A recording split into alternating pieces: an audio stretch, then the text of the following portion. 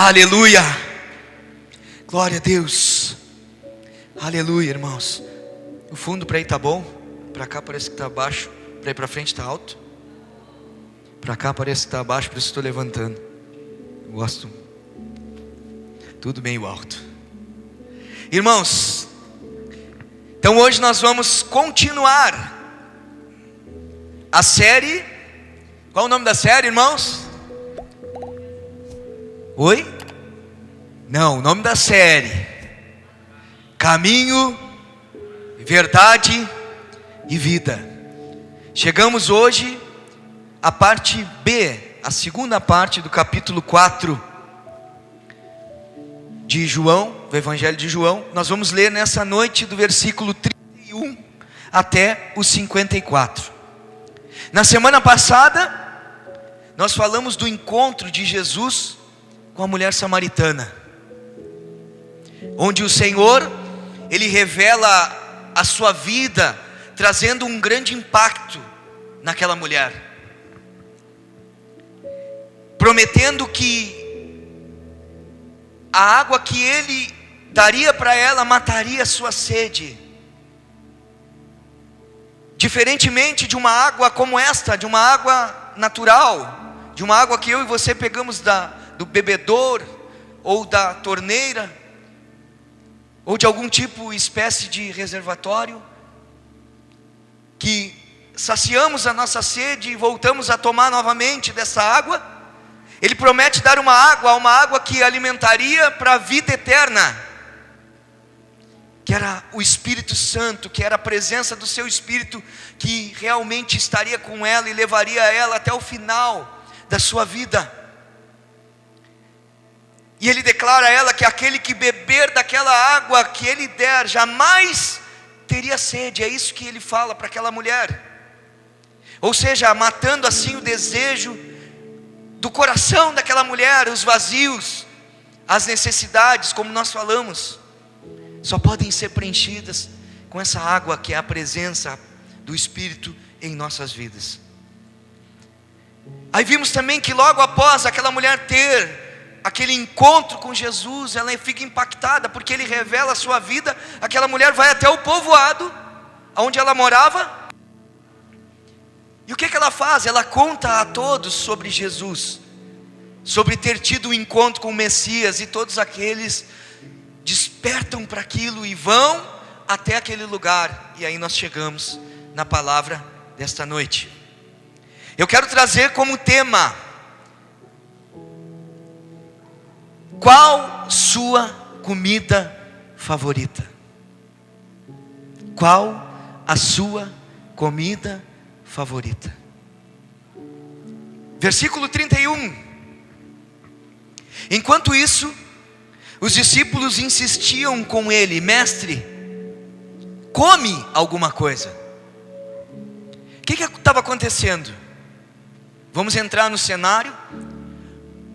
Quando Jesus encontra aquela mulher no poço, os discípulos saem daquele ambiente e vão até a cidade para buscar comida. Então agora os discípulos retornam, e quando eles chegam, eles fazem essa insistência com Jesus para que Ele comesse. Eles dizem: Mestre, come alguma coisa.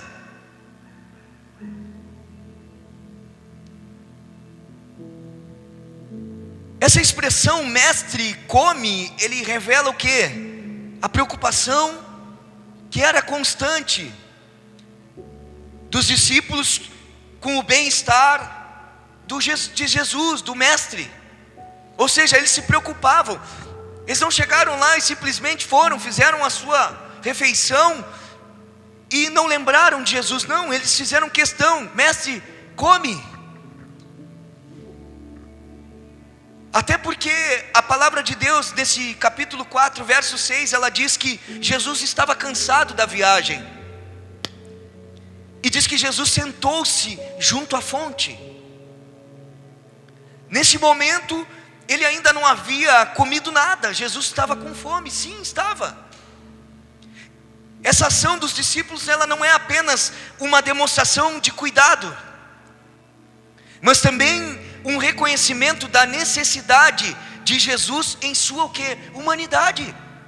Então, quando uma pessoa vir para você e dizer: não, Jesus não valeu o sacrifício dele, porque Jesus era Deus. Não, mas deixa eu falar para você, Jesus era Deus sim, mas ele era 100% homem também.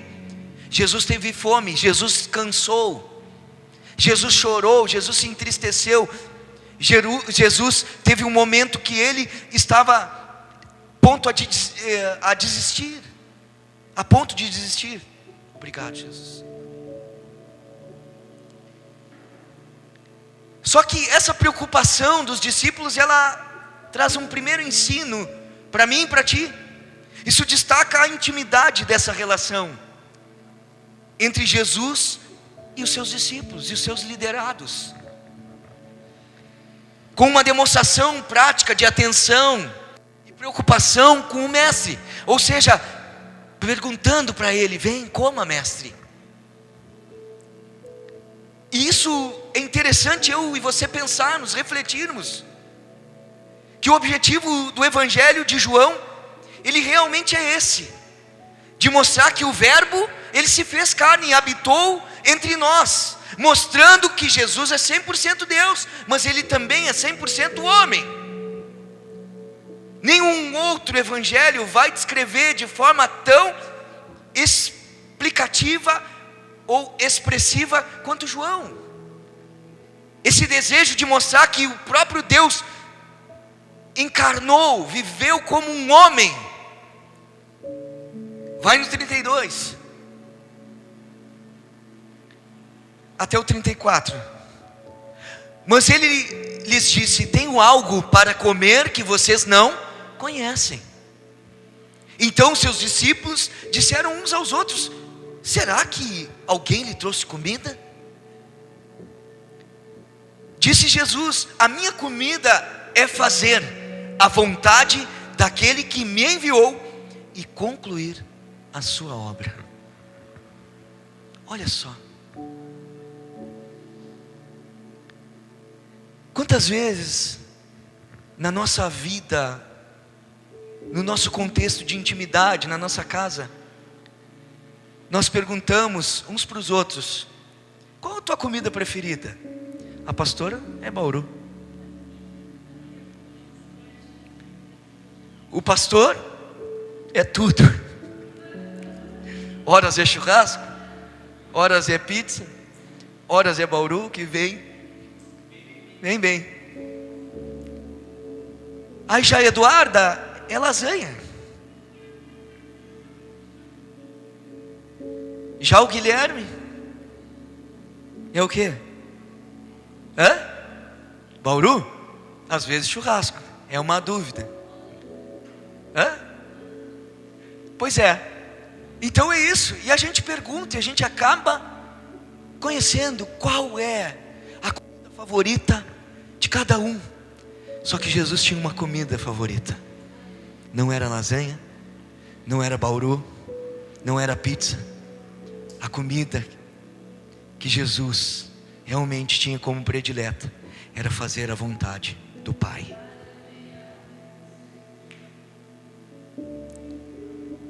Só que diante desse cenário, assim como aquela mulher samaritana, ela não havia entendido a diferença entre a água comum e a água que sacia a sede, ou seja, a vida eterna espiritual.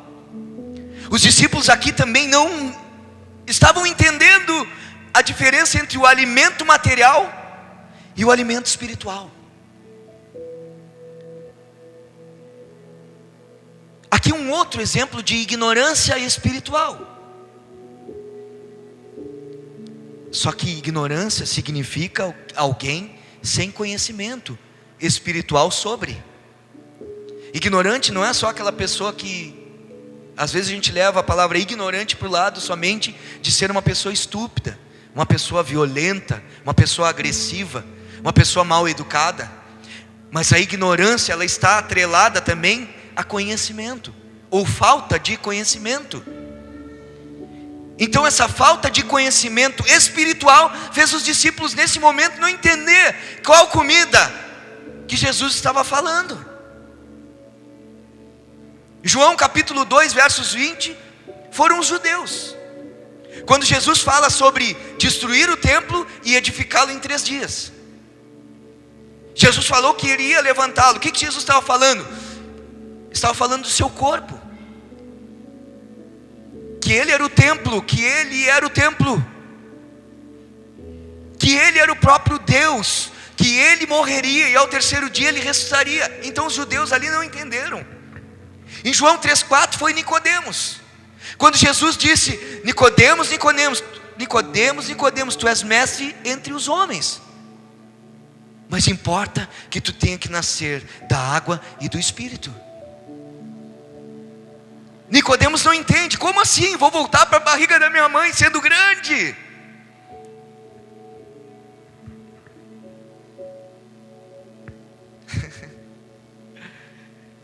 E aqui em João 4,11, ou melhor, em João 4,11, a mulher samaritana, quando Jesus fala da água que sacia toda a sede, e agora aqui os discípulos. Então são vários casos, vários momentos onde há uma ignorância espiritual.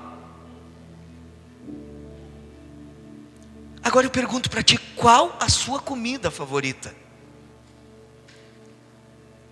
Será que eu e você também não estamos entendendo errado? Será? Jesus pode estar nos ensinando uma coisa e eu e você estarmos entendendo outra. Estamos nos saciando com a comida terrena. Aí, o que pode ser? O lazer. Pode ser as finanças, o dinheiro. Estamos nos saciando com essa comida terrena, mesmo frequentando uma comunidade que prega a palavra, que fala de uma outra comida, que apresenta uma outra comida.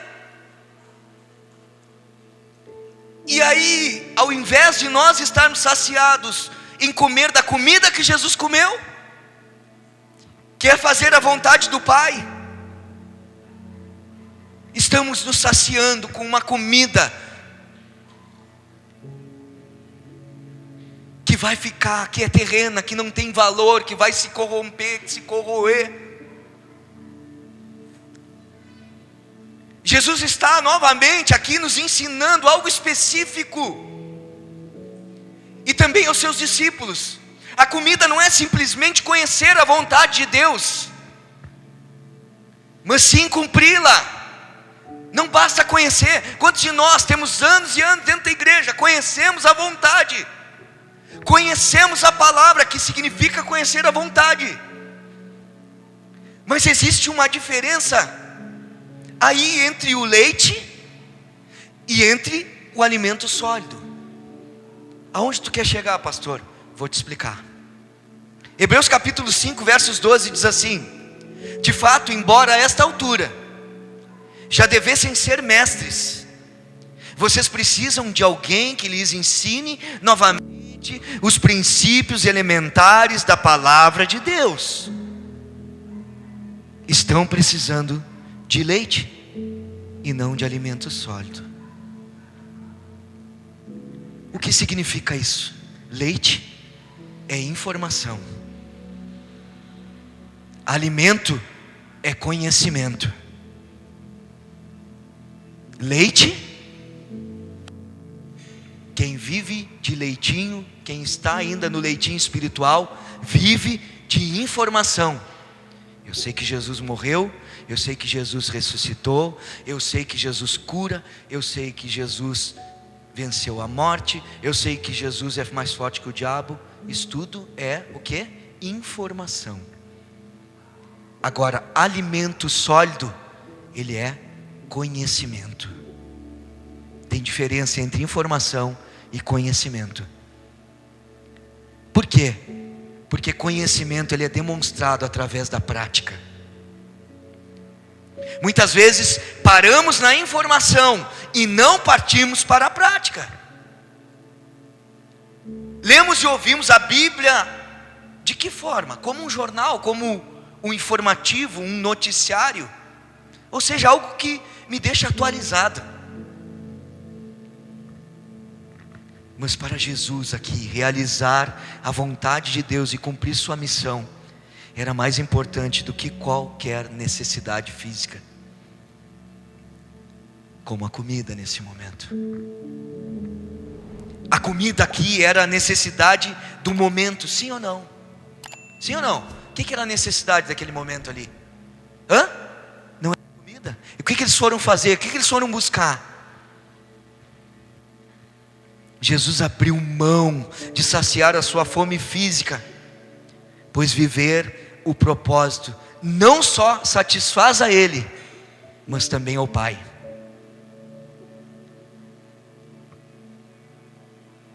E viver o propósito, ou seja, propósito está atrelado a fazer a vontade do Pai, e quem faz a vontade do Pai se sente alimentado, se alimenta.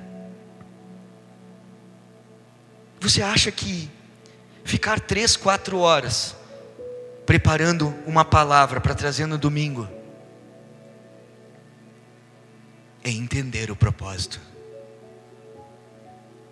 E isso me alimenta, porque eu estou fazendo o propósito de Deus para a minha vida, e isso está nutrindo, isso está me alimentando. Estou realmente vivendo e comendo a comida do meu Pai.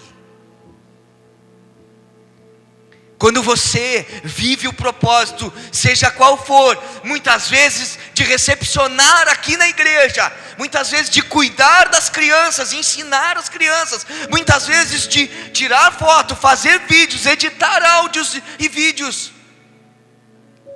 participar do louvor, alcançar água para o pregador. Quando eu e você estamos vivendo o propósito, nós estamos nos alimentando, porque estamos fazendo a vontade de Deus. De nada adianta viver uma vida cristã sem viver o propósito.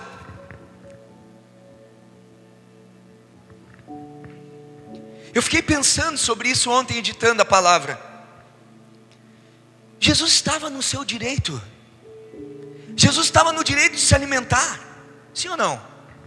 Estava no direito, era em torno de 1h da tarde, dizem. As escrituras mostram, apontam que era em torno de 1. Aquela mulher foi em um momento ali que não tinham pessoas, meio-dia, perdão, não era 1, meio-dia. Agora eu fiquei em dúvida, mas meio-dia, 1h, essa aí, não lembro agora. Mas era um momento que era a hora que dava fome, era o momento da refeição. Então Jesus abriu mão do seu direito. Aí grave assim, ouça essa frase, guarde para a tua vida. Quem entende o propósito abre mão dos seus direitos, pois compreendeu que viver o propósito é o seu dever.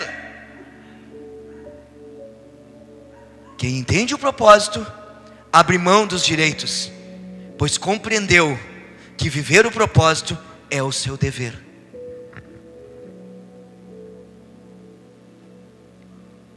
Lucas 9:23 diz assim: Jesus dizia a todos: se alguém quiser acompanhar-me ou seguir-me, negue-se a si mesmo, tome diariamente a sua cruz e siga-me. Note que o texto não obriga ninguém a seguir Jesus. Obriga? Ele não faz um convite. Se alguém quiser acompanhar-me ou seguir-me, ele faz um convite. Ou seja, ele não obriga ninguém. Agora, se quiser, aí tem um preço, e esse preço é chamado de renúncia. Ou seja, se alguém quiser vir após mim, é para todos, é um convite. Mas aí a segunda parte diz assim: negue-se a si mesmo, tome diariamente. Não é só, é só domingo que eu nego a minha vontade para ir no culto. É dia a dia, é quando você está diante de uma situação, você escolhe, e eu escolho, realmente negar o seu próprio eu, a sua própria vida. Irmãos, Nós precisamos atentar para isso.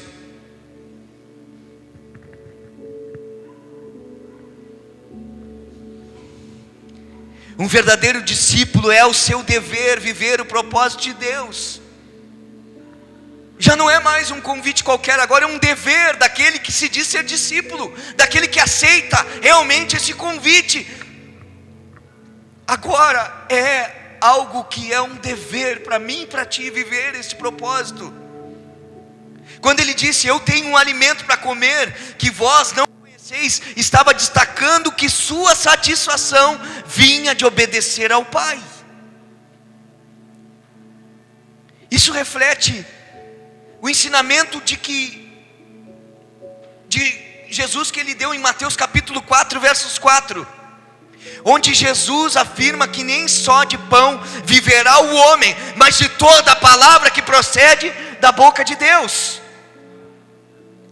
A obra que ele mencionou era sua missão redentora, onde está descrito em João capítulo 17, versos 4, onde ele fala de ter completado a obra do Pai, a obra que o Pai lhe confiou. Assim, o seu propósito divino era mais crucial que qualquer necessidade física. Agora eu te pergunto, eu e você realmente temos comido essa comida? É a nossa comida preferida também? De fazer a vontade do Pai? Ou eu e você buscamos primeiro as nossas necessidades, saciá-las, para depois, se sobrar tempo, eu vou. Para depois, se sobrar tempo, eu vivo o propósito. Ei, deixa eu falar uma coisa para você. Não trate o propósito de Deus para a tua vida como algo qualquer. Não trate a vida cristã como algo fútil, desnecessário.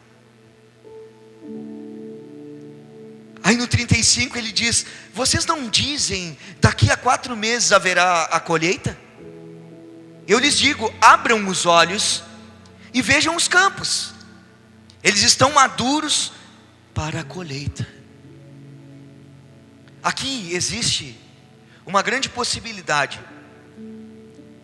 de Jesus e os seus discípulos, em meio às suas longas caminhadas, os seus percursos, as suas passagens, eles passarem por um campo, e diante de um diálogo, de uma conversa, os discípulos terem falado a respeito dos campos. Ou seja, daqui 4 meses vai chegar o tempo da colheita. Ou seja, a colheita está próxima. Aí Jesus usa aquilo que eles falaram e diz assim: abram agora vocês os olhos, abram os olhos e vejam os campos, eles estão maduros para a colheita. Por quê?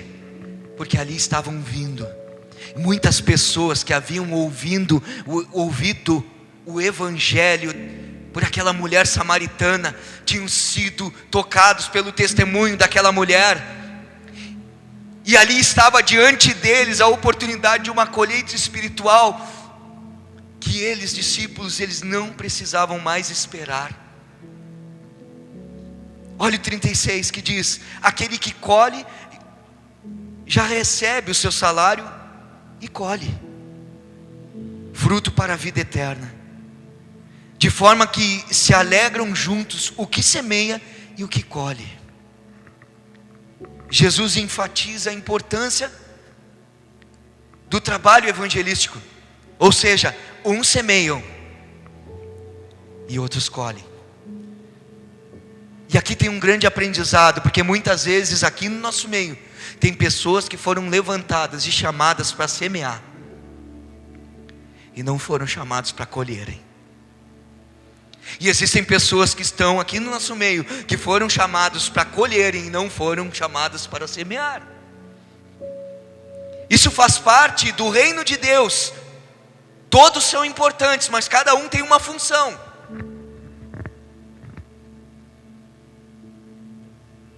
Assim como os pescadores, uns arrumavam as redes e outros lançavam. Ou seja, um conserta as redes para que o outro vá lá e tire o peixe. Ou seja, o que semeia é o que conserta as redes. O que lança a rede é o que colhe. A colheita é um símbolo da vida eterna, e tanto aqueles que semeiam, os que colhem, podem se alegrar juntos, não interessa. Muitas vezes você vai semear na vida de pessoas, você vai falar de Jesus para as pessoas, e vai ter outros que vão colher. Vai ter pessoas que, muitas vezes mães aqui, ou mães, a minha própria mãe, a mãe de vocês, pode ter orado uma vida por cada um de nós, e ela não ter realmente colhido, ela semeou e o outro colheu. Por isso que essas grandes caravanas, essas grandes, como é que se diz? Cruzadas, não é caravanas, cruzadas. Esses grandes atos evangelísticos, aquele pregador, ele vem e faz um apelo, e aquelas pessoas, em muitos lugares hoje, igrejas, dizem, aceitaram Jesus, 4, 5 pessoas, e muitas vezes aquela pessoa que está pregando ali entende que foi ela. Muitas vezes havia com o joelho dobrado uma mãe, um pai, uma família inteira. Havia aquele amigo no serviço, batendo todos os dias e dizendo, Jesus Ele te ama, Jesus é o Salvador, Ele quer ter um relacionamento íntimo contigo. E naquele dia, aquilo fez sentido para ele quando ele entrou em uma igreja, e ele realmente já tinha sido plantada aquela semente no seu coração, e ele aceitou. Aí versículo 37. Assim é verdadeiro o ditado, um semeia e outro colhe. Quando Jesus se refere àqueles que semearam, está falando dele mesmo, que estava ali semeando. Mas antes dele, ele falava dos seus antecessores, até mesmo do próprio João Batista, que anunciou a palavra, que falava do reino de Deus. Ou seja, essa mulher, ela tinha conhecimento do Messias. Essa mulher, ela sabia que viria um Salvador para Israel. Então como que ela sabia? Alguém semeou. Ou seja, os seguidores de Jesus foram beneficiados do trabalho de outros, do trabalho realizado por outros. E ali eles colheram os frutos da salvação e daquele ministério, mostrando que a obra de Deus é um esforço coletivo e de forma contínua, não para. A palavra diz em 1 Coríntios capítulo 3, versos 6 a 8, ele diz, eu plantei, Apolo regou, mas Deus é quem fazia crescer. De modo que nem o que planta, nem o que rega são alguma coisa, mas unicamente Deus que efetua o crescimento. O que planta e o que rega tem um só propósito, e cada um será recompensado de acordo com o seu próprio trabalho. Palavra de Deus. 1 Coríntios 3, do 6 ao 8. Isso é uma lição crucial, importantíssima, para aqueles discípulos lá e também para mim e para ti. Há várias tarefas, irmãos, há vários trabalhadores na obra do Senhor, mas todos serão recompensados segundo o seu trabalho. Todos serão recompensados. Deixa eu te falar uma coisa, não busque recompensa de homens, não busque recompensa terrena. Esteja mais preocupado realmente em agradar ao Senhor, comer a sua comida, que é viver o seu propósito, e saiba que Ele é o Deus que recompensa, e não falha. Versículo 38 e 39, eu os enviei para colherem o que vocês não cultivaram. Outros realizaram um trabalho árduo, e vocês vieram a usufruir do trabalho deles. Muitos samaritanos daquela cidade creram nele, por causa do seguinte testemunho dado pela mulher. Diga assim, testemunho dado pela mulher.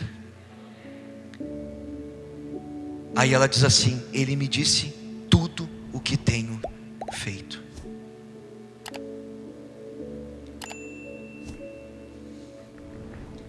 Essa referência que está aqui, daquela cidade, ela diz respeito à cidade de Sicar.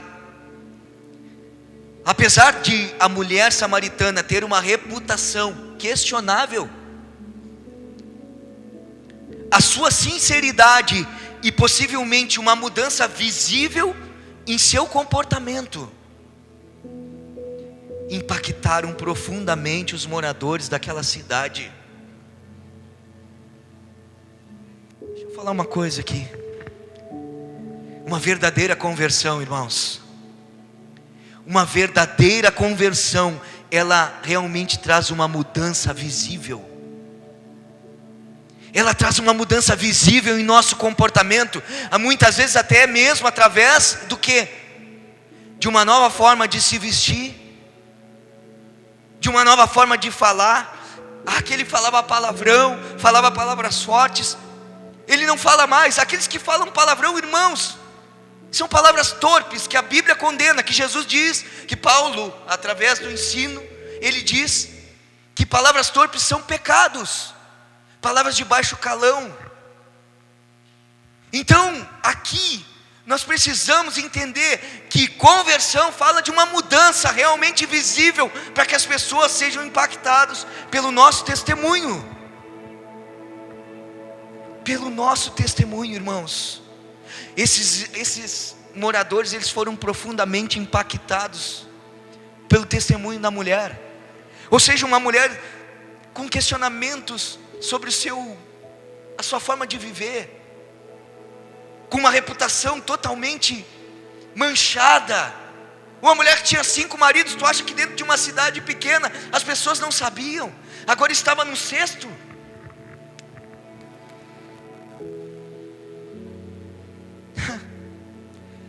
Isso aqui acaba destacando que os discípulos estavam colhendo frutos do trabalho realizado por outros, incluindo, preste atenção, os daquela mulher. Deus pode usar qualquer pessoa, independente do que ela tenha em seu passado. A palavra dessa mulher teve um papel crucial na conversão dos samaritanos, pois muitos creram em Jesus após ela compartilhar a sua experiência. E ela diz para eles assim: Ele me disse tudo o que eu tenho feito. Quantas vezes nós chegamos em um culto, pela primeira vez, pela 10ª, pela 20ª, parece que Jesus, Ele desvenda a nossa vida através de uma pregação. Parece que aquele pregador viu a nossa semana. Parece que aquelas palavras, elas estão realmente sendo totalmente só para nós aqui. A sua demonstração pessoal e o testemunho sobre Cristo demonstraram que Deus pode usar qualquer pessoa. Ai, mas eu tenho um passado manchado. Independente do teu passado. Ah, mas eu sou de uma família lá tão humilde. Independente da tua família.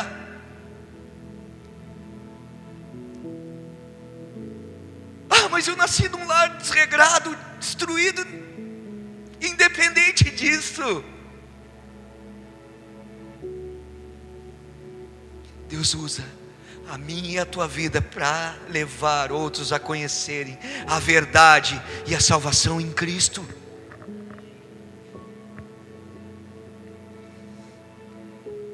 Ei, Jacó, em seu nome carregava já o significado de enganador.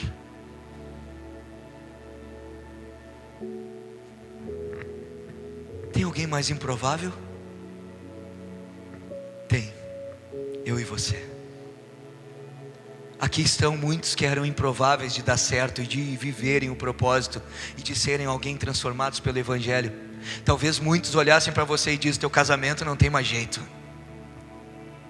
Talvez muitos olhavam para a tua vida e dizem assim: não, esse guri ou essa guria, olha a sua família toda perdida na droga, toda perdida na prostituição, toda perdida muitas vezes na bebedice.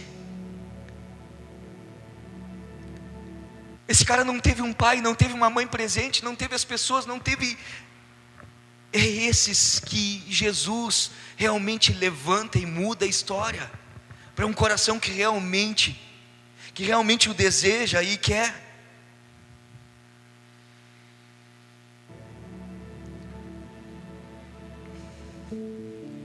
Versículo 40 diz: assim, quando se aproximaram dele, os samaritanos insistiram em que ficasse com eles, e ele ficou ali 2 dias. Aqui revela a ação de Jesus e a sua disposição.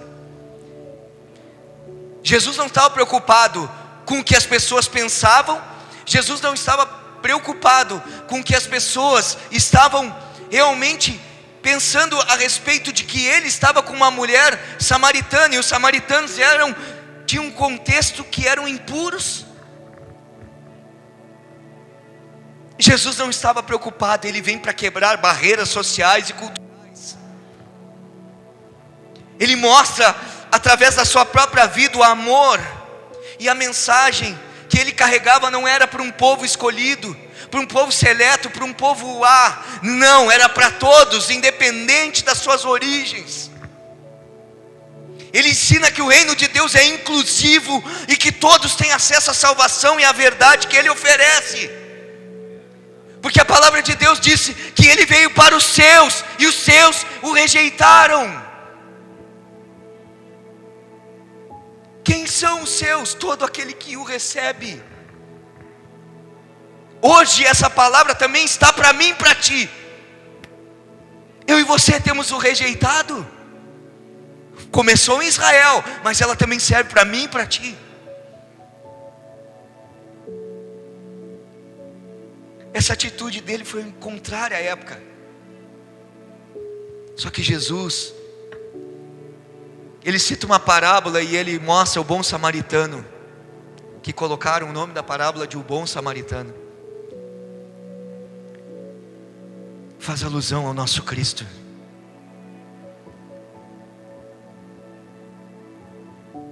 Ele é aquele que não tem problema. Ele não tem problema. Ele não está vestido de religiosidade. Ele está vestido realmente de amor.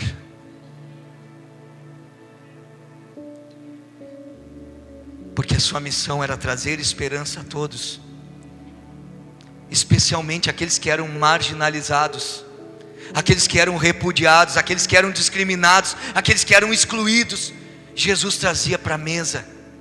Mateus, cobrador de impostos, publicano. Zaqueu chamava para a mesa, ia na casa. Aquela mulher prostituta pega em adultério, ele vem e acolhe aquela mulher e diz: agora vai, não peques mais. Jesus põe a mão no leproso, onde todo mundo fugia dos leprosos. Se tivesse um leproso dentro da cidade, impuro, começavam a gritar: impuro, para que aquele homem saísse do contexto, porque ele tinha que ficar fora da cidade, nos portões, ele tinha que ficar lá longe, para não contaminar as pessoas. Jesus tocou. Jesus, ele é totalmente oposto ao que a religião nos ensina, a fazermos acepção, a fazermos diferença, a colocarmos etiquetas. Versículo 41 diz, e 42, e por causa da sua palavra muitos outros creram, e disseram à mulher: agora cremos não somente por causa do que você diz, pois nós mesmos o ouvimos e sabemos que este é realmente o Salvador do mundo. A mulher samaritana, irmãos, ela trouxe as pessoas para Jesus. Só que logo após, eles mesmos provaram e assim creram que Jesus era o Salvador do mundo. Eu e você precisamos trazer as pessoas, ou levarmos as pessoas até Jesus, apresentarmos esse Jesus para ela. Esse é o nosso papel. Mas saiba que é único e exclusivo o papel de convencer ao Espírito Santo. Entenda isso.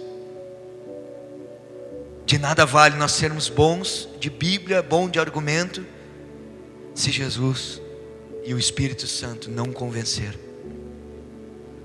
Versículos 43 e 44. Depois daqueles dias, ou 2 dias, ele partiu para a Galiléia. Olha agora o que diz no 44. Jesus tinha afirmado que nenhum profeta tem honra em sua própria terra. Jesus sabia que aonde ele estava indo ele não teria honra. Então ele vai sabendo. Então vamos mudar de ideia e não vou ir mais. Não.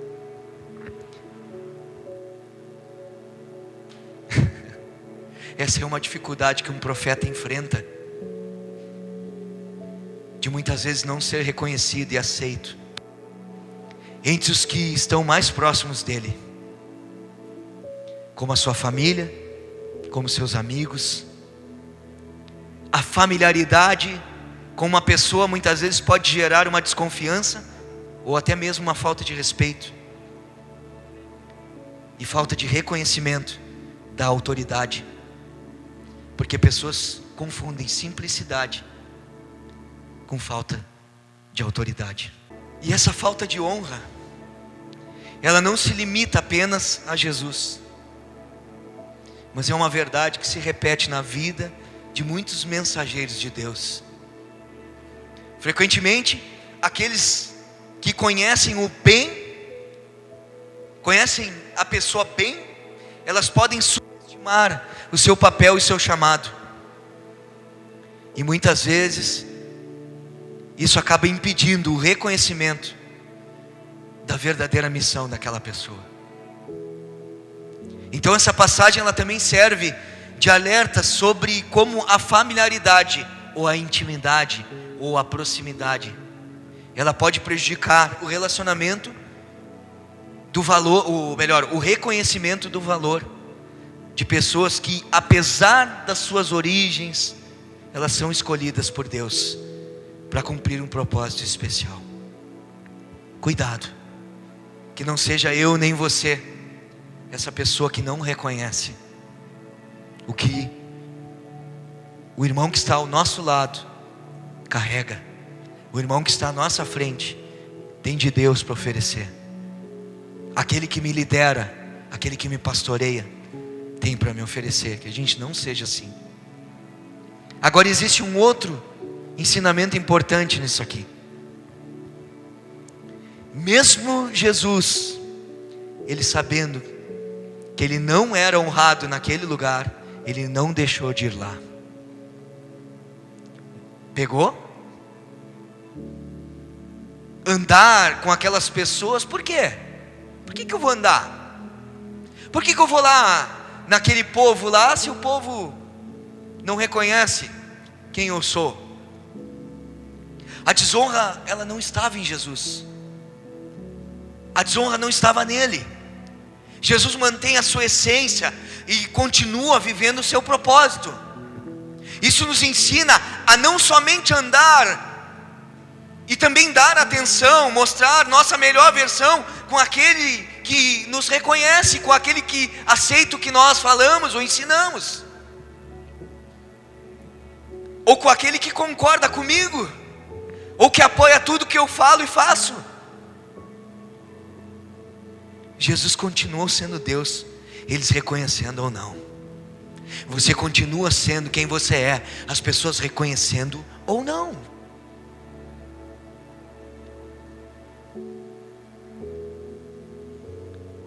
Às vezes, a nossa busca por reconhecimento, ela mostra uma debilidade no nosso coração. A busca por reconhecimento, ela mostra muitas vezes que ainda o nosso coração está precisando de um preenchimento, que só pode ser preenchido com a aceitação do Pai.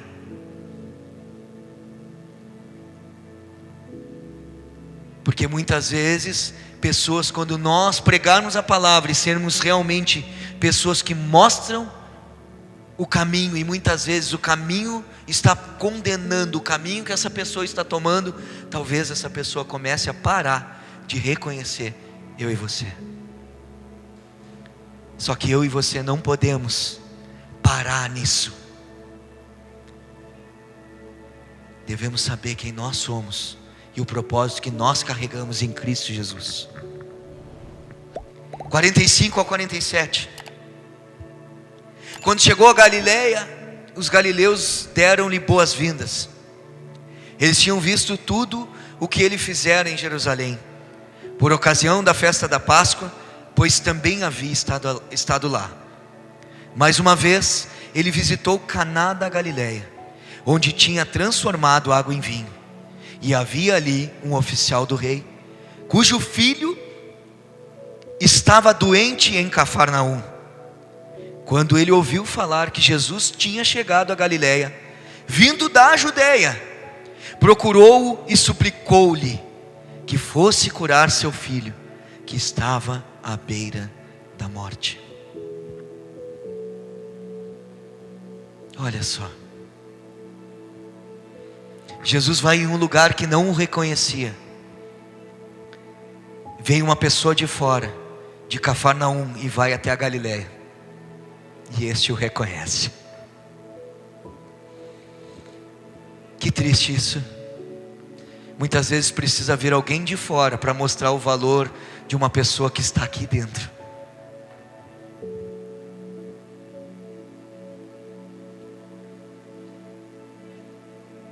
Eu vivi uma situação em um ministério em que o líder daquela comunidade, ele orava a Deus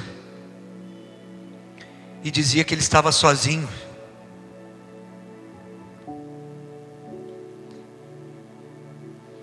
E ele orava e dizia que ele era como Samá, que ele estava defendendo o campo de lentilhas que Deus tinha dado para ele.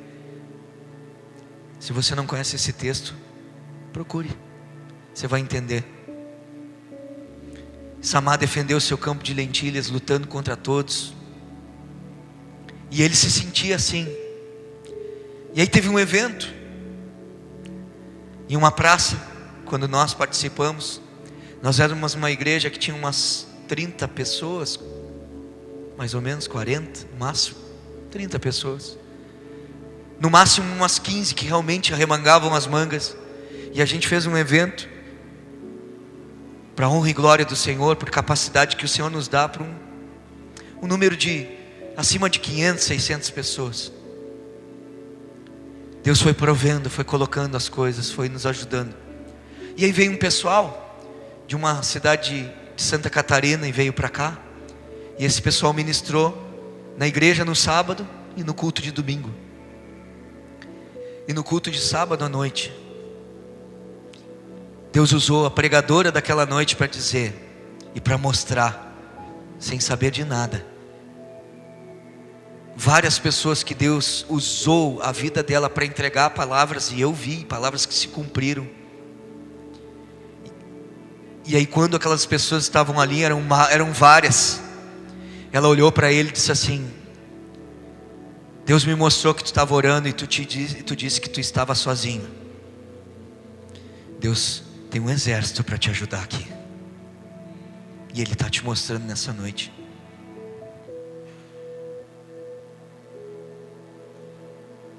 Precisou vir uma pessoa de fora para mostrar o valor de pessoas que estavam ali dentro. Talvez a pessoa que você mais precisa valorizar esteja dentro da tua casa. Se você já está fazendo isso, você está fazendo um princípio correto, que tem que começar de dentro para fora. Um marido que não valoriza primeiramente a sua esposa, ele está errando e pecando. Uma mulher que não valoriza primeiro o seu marido, ela está pecando. Não é o filho primeiro, não é a filha primeiro, não é o teu pastor primeiro, não é o teu amigo primeiro. É assim. E muitas vezes aqui dentro nós não conseguimos valorizar, até que venha alguém lá de fora e diga: cara, esse homem é uma bênção, eu conheço a vida dele, Eu conheço ele aí fora, eu sei quem ele é. Que triste isso, irmãos. Que triste isso. Esse homem mencionado, ele provavelmente, esse homem que veio para buscar a cura para o seu filho, ele era um centurião gentil que estava a serviço de Herodes, o Herodes Antipas. Quem era Herodes Antipas? Aquele que mandou matar quem? João Batista. Ou seja, um soldado, um centurião, um chefe de 100, estava ali diante de Jesus, que era primo de João Batista. E aquele homem tinha sido alguém que compactuava com seu líder, porque fazia parte. Talvez até esse homem pudesse ter sido quem buscou João Batista para ser morto, quem sabe. Só que seu filho estava gravemente enfermo em Cafarnaum, apresentando uma febre terrível. Ou seja, de uma forma que essa febre era séria e possivelmente terminal.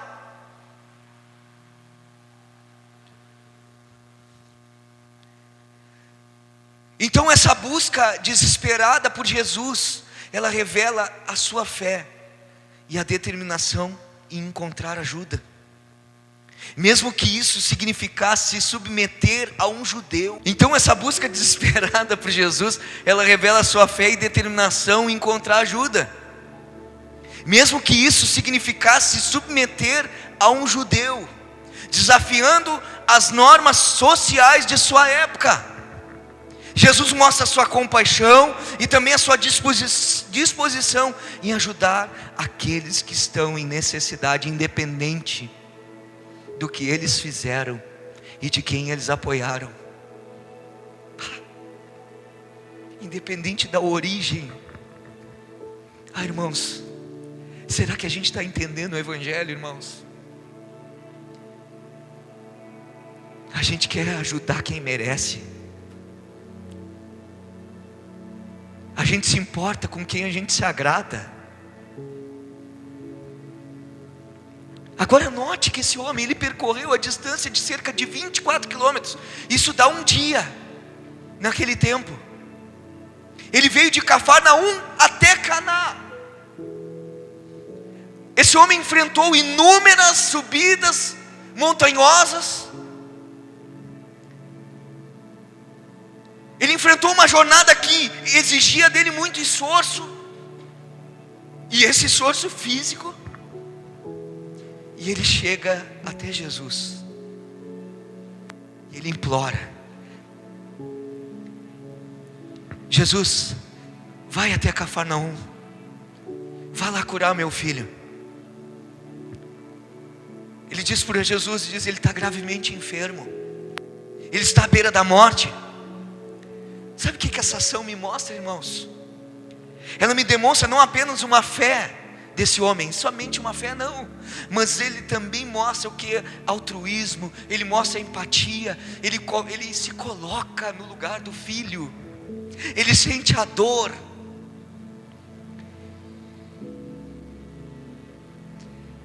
Cara, isso nos ensina que, da mesma forma que Jesus abriu mão de saciar suas necessidades, o que era o seu direito, ou seja, da água, esse homem também deixou as suas necessidades, as necessidades de lado para buscar ajuda para outro. Mas muitos aqui podem dizer, mas era filho dele, qualquer um fazia. Será, irmãos? Tem pais que só são progenitores, tem mães que só são progenitoras. Não se preocupe quando o filho, nunca com o filho, quem dirá quando estiver mal.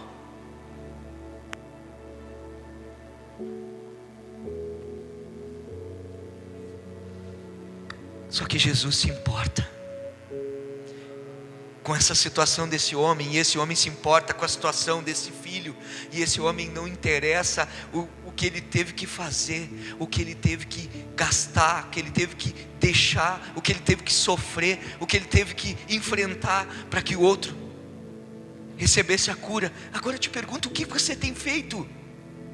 O que eu e você fazemos para aqueles que nós amamos? Eu quero que minha família se converta, mas nem você. Eu quero que o meu filho, que as minhas filhas, que seja lá quem for, minha mãe, meu pai, meu tio, meus irmãos, meus primos, eu quero que eles vá, mas nem você muitas vezes mostra realmente que está posicionado.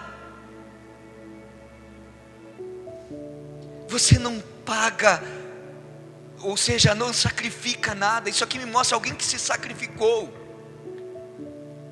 Esse homem centurião, chefe de 100, ele deveria de ter muitos afazeres, ele deveria também de ter outras coisas para resolver. Ele abriu mão das suas necessidades e foi lá. Quantas vezes você abre mão das suas necessidades para orar? Quantas vezes você abre mão das suas necessidades para estudar a palavra? Aí estou falando na casa, estou falando na igreja, estou falando em qualquer lugar.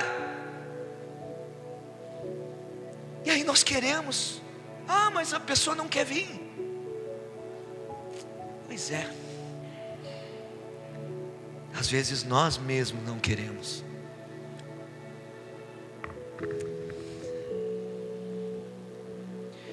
(48-50) Disse-lhe Jesus: se vocês não virem sinais e maravilhas, nunca crerão. O oficial do rei disse: Senhor, vem antes que o meu filho morra. Jesus respondeu: pode ir, o seu filho continuará vivo.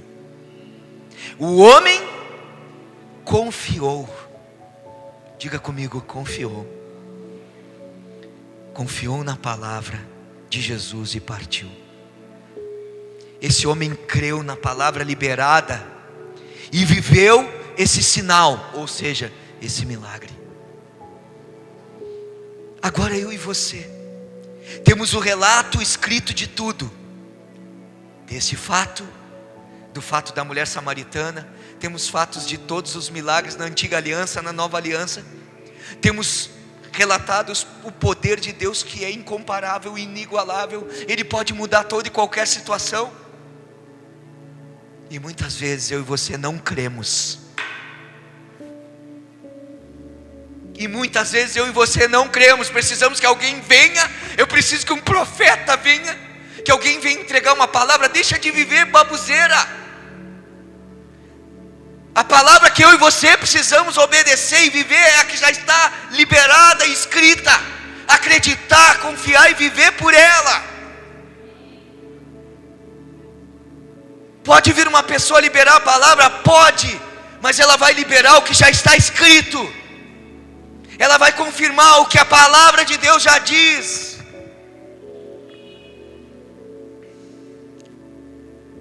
Precisamos crer na palavra, porque a palavra é o próprio Cristo. Ei, o que você vai fazer nessa noite? Será mais uma palavra lançada ao vento? Ou você vai viver para viver o seu propósito? Você vai realmente viver para completar a carreira que Deus te chamou? Ou você vai continuar comendo a tua comida?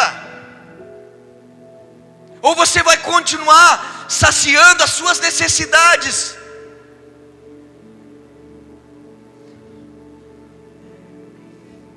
(51 ou 54), já estou finalizando. Estando ele ainda a caminho, seus servos vieram ao seu encontro com notícias de que o menino estava vivo. Quando perguntou a que horas o seu filho tinha melhorado, eles lhe disseram: a febre o deixou ontem, à 13h. Então o pai percebeu que aquela fora exatamente a hora em que Jesus lhe dissera. Então foi meio-dia que a mulher se encontrou com Jesus no poço, que aqui foi a 1h. Né? Obrigado. Então o pai percebeu que aquela hora exatamente era a hora em que Jesus lhe dissera: o seu filho continuará vivo. Assim creram nele e todos os da sua casa. Este foi o segundo sinal miraculoso que Jesus realizou depois que veio da Judéia para a Galileia. Aqui está escrito que o oficial do rei, ele creu 2 vezes, no versículo 50 e a outra no versículo 53. Primeiro ele creu na promessa de Jesus, que seu filho não morreria. No entanto, crer que Jesus pode e irá curar não é suficiente. Para quê? Para salvar.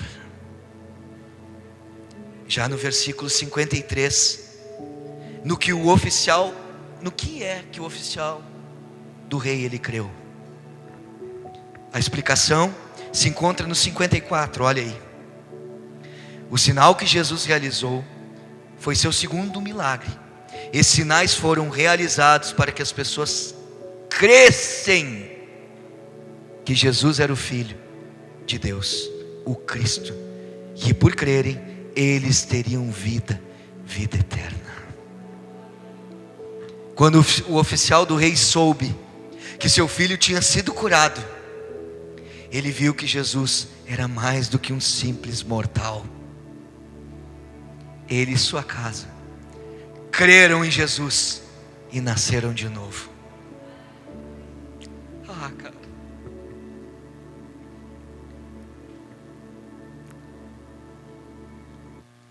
crer na promessa não adianta. Temos que crer também na salvação que temos através do seu nome.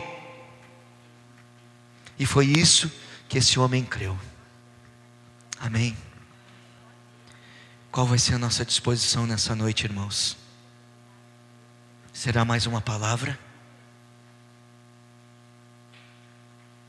Será mais um ano dentro da igreja com as mesmas coisas?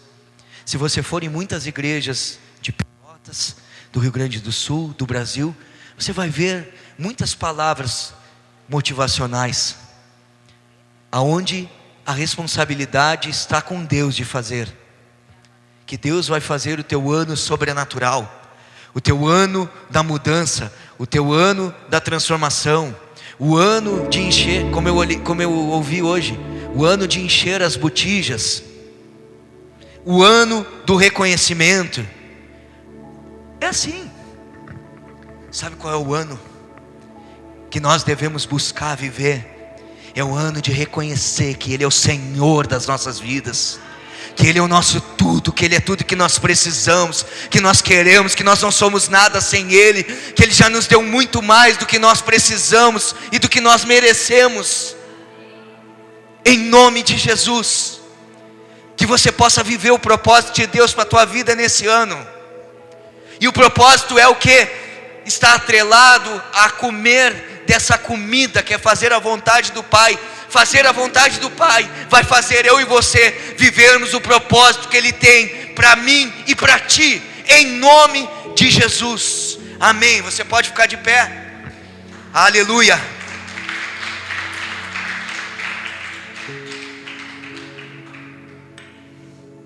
Aleluia.